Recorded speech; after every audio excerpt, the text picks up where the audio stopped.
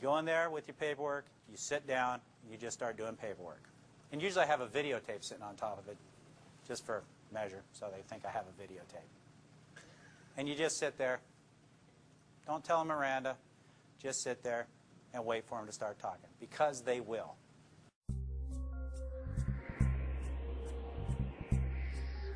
Google is the most powerful search engine on Earth.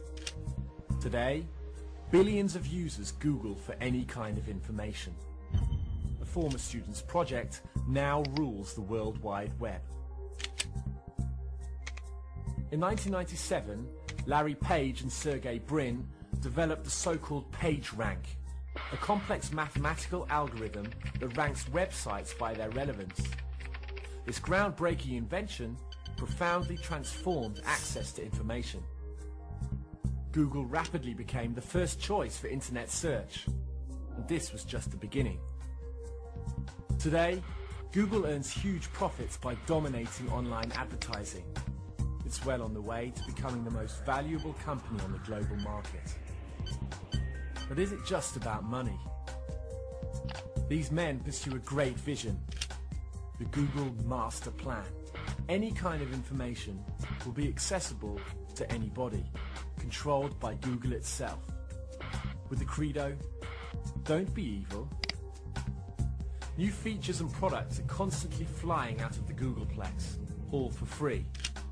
Don't you worry about your privacy?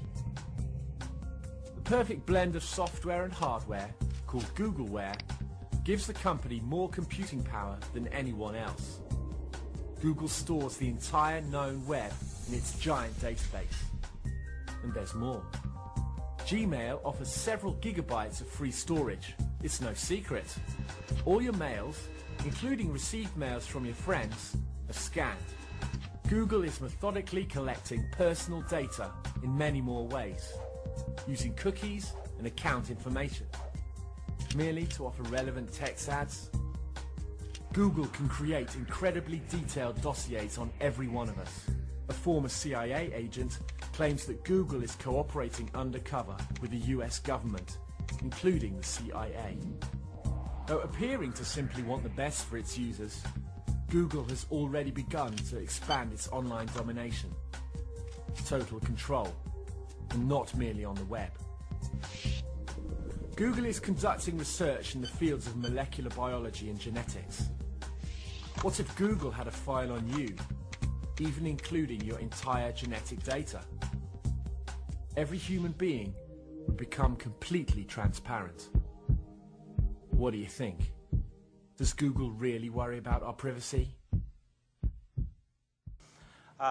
Videotapes are wonderful things. I use a tape recorder. How many of you think if you saw a tape recorder that would make you not want to talk? Yeah. They talk, and this is how I do it. I bring the tape recorder and say, look, I'm going to use this recorder because my writing's terrible. I can't read it if I write it down, so I'm going to use this. Is that all right with you? Don't have to ask them that. Is that all right? Yeah, no problem. So I turn it on. And they watch the tape recorder. And if I have a problem with the interview, I'll say, I want to talk to you for a second, just off the record. Everyone here off the record? It's like a unicorn. No such thing. I pick up the tape recorder. If I borrow this, I pick up the tape recorder and I go click and turn it off and set it right in front of them. And they look at the tape to make sure it's not turning. Interview rooms have microphones in them and video cameras, and everything that happens in there is recorded. My tape means nothing because I'm recording it anyways. And then I start talking to them quietly, and they start telling me stuff. And they do something like that, except it's crying. It's more crying. So that's another way. So you see how there's an unlevel playing field here. Even with the most educated individual, there's an unlevel playing field. If you talk to the police, everything's going to be written down. If you get pulled over for a ticket, they give you the ticket, and you pull off. You ever see the cop pull off right after you? Usually not. That's because on the back of their ticket, they're writing down everything you said. And it's going to come into court if you go to court. Everything that's said, I write down. Every phone call I make has to have a listening device on it. Is that illegal? How many parties need to know that a phone conversation in Virginia is being recorded? One. Me. I knew it was recorded. I get many, many confessions over the phone. Do you have a Facebook? Have you thought about the privacy you put at risk? The Facebook allows users to post their favorite music, books, movies, their address, hometown, phone number, email, clubs, jobs, educational history, birth dates, sexual orientation, interests, daily schedules, exactly how they are related to friends, upload pictures of themselves, and even political affiliations. Excel's manager, James Breyer, was former chair of the National Venture Capital Association. Breyer served on National Venture Capital Association's board with Gilman Louie, CEO of In-Q-Tel, a venture capital firm established by the Central Intelligence Agency in 1999. This firm works in various aspects of information technology and intelligence, including most notably, nurturing data mining technologies. Breyer has also served on the board of BBN Technologies, a research and development firm known for spearheading the ARPANET, or what we know today as the Internet. In October of 2004, Dr. Anita Jones climbed on board BBN, along with Gilman Louie. But what is most interesting is Dr. Jones' experience prior to joining BBN. Jones herself served on the board of directors for In-Q-Tel, and was previously the Director of Defense Research and Engineering for the U.S. Department of Defense. Her responsibilities included serving as an advisor to the Secretary of Defense and overseeing the Defense Advanced Research Projects Agency. This goes farther than just the initial appearances. DARPA shot to national fame in 2002 when knowledge of the existence of the Information Awareness Office came to light.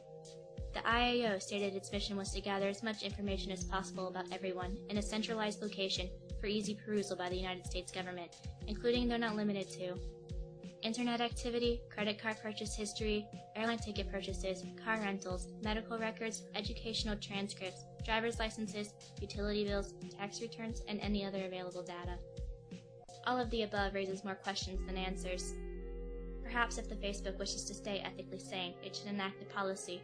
What happens in the Facebook stays in the Facebook.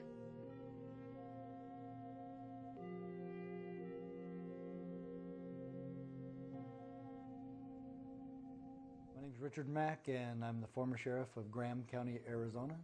And I've been fighting and standing for freedom the last 20 years of my life, and admonishing and hoping that peace officers and sheriffs across this country would keep their oath of office and adhere to their oath of office. And today we had a wonderful rally over at Lexington Green, where the first shot was heard around the world that started the path towards the Revolutionary War.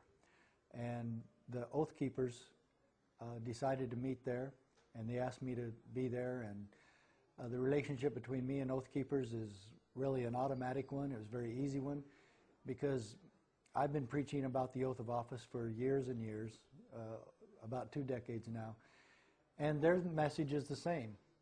If you're in the military, and if you're in law enforcement, and especially if you're one of our nation's sheriffs, you took an oath of office to uphold and defend, preserve, protect, and obey the United States Constitution. If we had law enforcement in America that were doing that, keeping their oath to do just that, we would have our constitutional republic back tomorrow. That's how powerful this movement is. The Founding Fathers established a system that would keep the federal government impotent. This is the time to reenact that.